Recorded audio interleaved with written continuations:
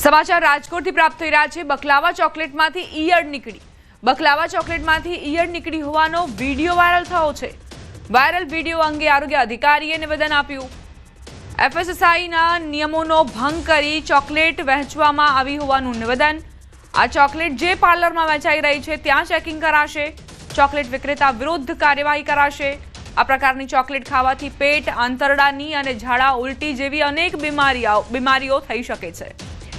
બકલાવા ચોકલેટના શોખીનો માટે આ સમાચાર છે।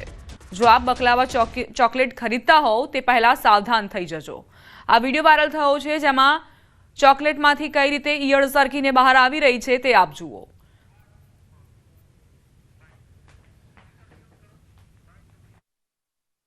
આજે વિડીયો જોતા અમને એવું લાગે છે કે કોઈપણ પ્રકારની બ્રાન્ડ એફએસએસઆઈનું એપ્રુવલ કે એક્સપાયરી ડેટ, બેચ નંબર કે પ્રોડક્શન ડેટ એવું કોઈ પણ વસ્તુ આમાં લખેલી નથી।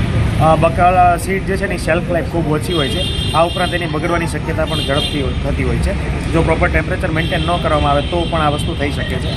આ ઉપરાંત ખાસ કરીને કોઈ ઘરમાં જે માખી જે છે પોતાના ઈંડા એ બકલાવા સીટ ઉપર લે કર્યા હોય ને એમાંથી પણ આ ઈયળ જે છે બની હોવાની શક્યતા છે એ નોંધાઈ શકે છે। આ ઉપરાંત જે ઇન્ગ્રેડિયન્ટ વાપરવામાં આવ્યા હોય એ પણ ખરાબ હોય તો પણ આ ઈયળ બનવાની શક્યતા છે।